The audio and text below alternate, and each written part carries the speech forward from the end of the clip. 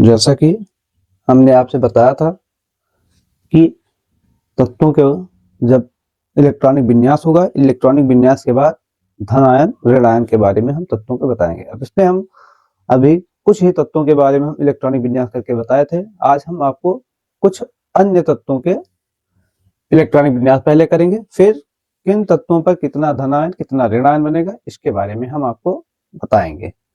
तो इस वीडियो में फिर से हम वो बाउल नियम से कॉन्फ़िगरेशन वाला तरीका फिर से हम सीखते हैं।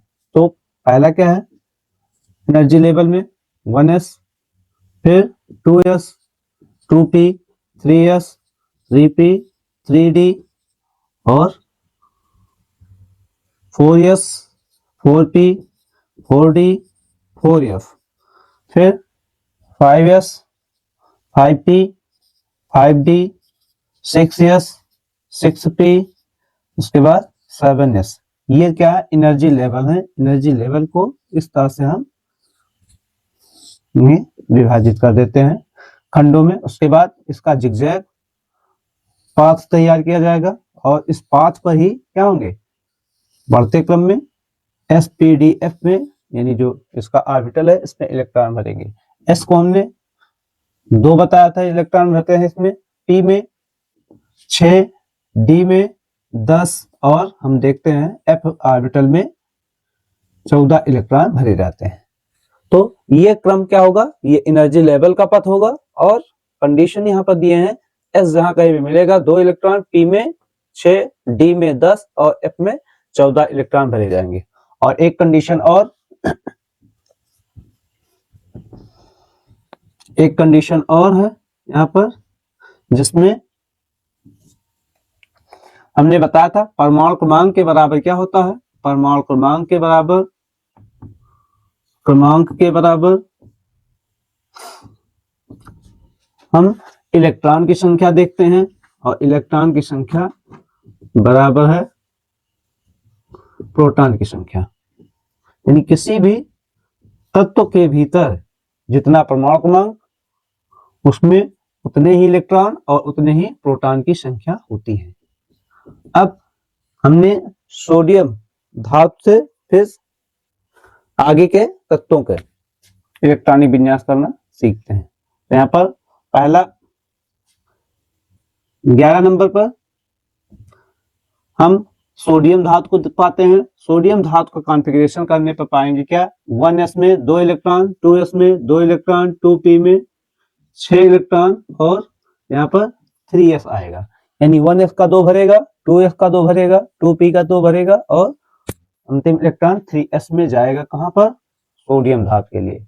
उसके बाद 12 नंबर पर देखते हैं मैग्नीशियम धातु है और इसमें 1s का 2 इलेक्ट्रॉन, 2s का 2 इलेक्ट्रॉन, 2p का 6 इलेक्ट्रॉन और उसके बाद 3s का 2 इलेक्ट्रॉन।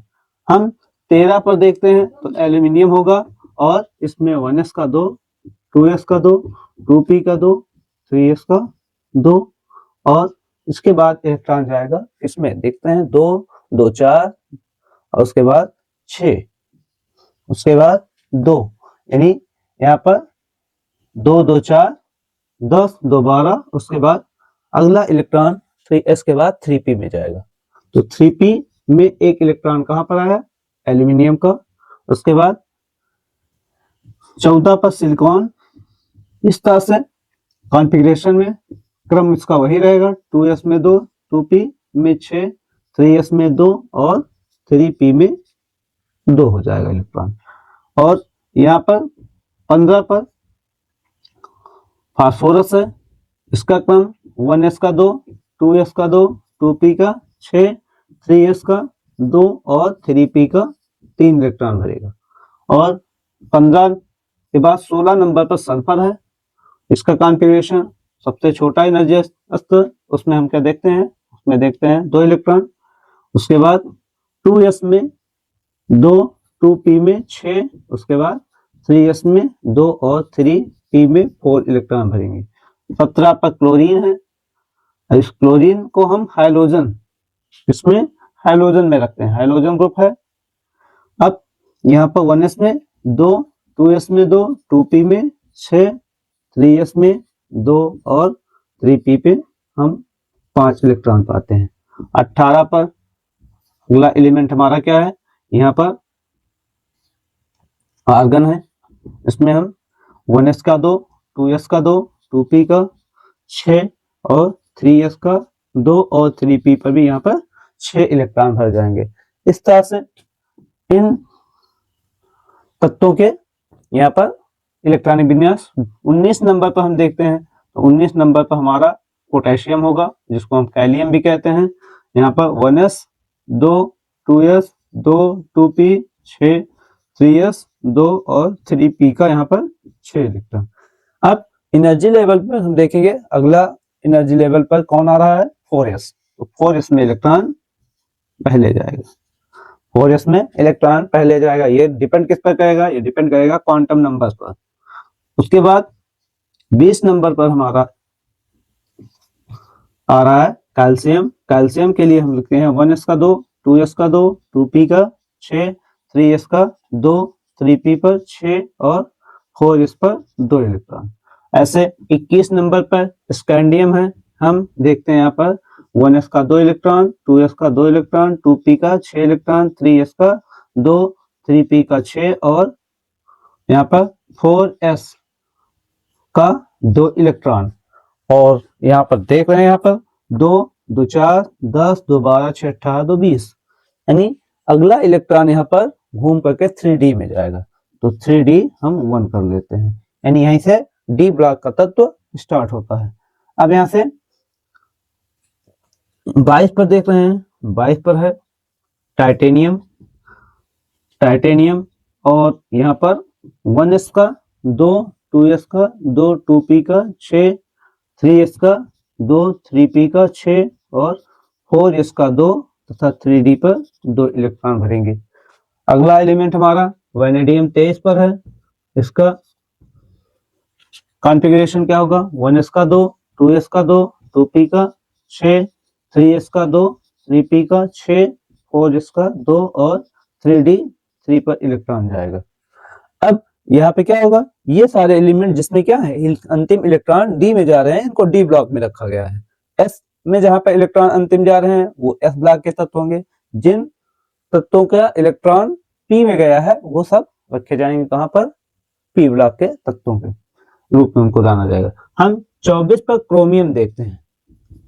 क्रोमियम यानी यहाँ पर 1s 2, 2s 2, 2p 6, 3s 2, 3p 6 और 4s का केवल यहाँ पर एक इलेक्ट्रॉन रखा जाएगा और यहाँ का एक इलेक्ट्रॉन जंप करके और एक अतिरिक्त जो यहाँ से बड़ा इलेक्ट्रॉन है वो 3d3 के तुरंत बाद 3d5 में बदल जाता है, जो कि एक क्या है, कॉन्फ़िगरेशन के हिसाब से अपवाद है। लेकिन कारण क्या है, कारण है अस्थायित्व पाने के लिए, यानी अर्ध भरे ऑर्बिटल जो है वो क्या है, अस्थायित्व ज्यादा होते हैं, अस्थायी ज्यादा होते हैं किससे अपेक्षा, यानी खाली ऑर्बिटल की अपेक्षा। 25 पर देखते हैं कौन सा तत्व है, यहाँ पर मैग्नीज है। मैग्नीज का कॉन्फ़िगरेशन 1s का 2, 2s का 2, 2p का 6, उसके बाद 3s का 2, 3p पर 6, 4s का 1 नहीं, यहाँ पर 2 ही हो जाएगा क्योंकि जो इलेक्ट्रॉन जंप करके गया उसमें क्या होगा, फिर से इलेक्ट्रॉन भरा जाएगा, उसके बाद 3d5।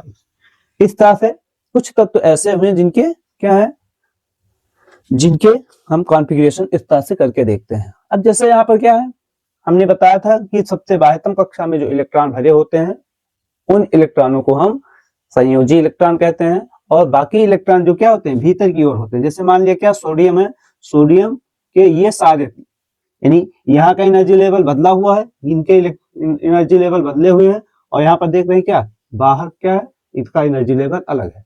तो ये हमारा जो बाहरी वाला भाग है, यानी बाहरी कक्षा का जो इलेक्ट्रॉन है, यही क्या कहलाएगा, संयोजी इलेक्ट्रॉन। इस इलेक्ट्रॉन को हम संयोजी इलेक्ट्रॉन कहेंगे। संयोजी मतलब ये रिएक्शन में हिस्सा लेते हैं, यानी किसी तत्व द्वारा जब रिएक्शन किया जाएगा तो उसमें ये पार्टिसिपेट करते हैं।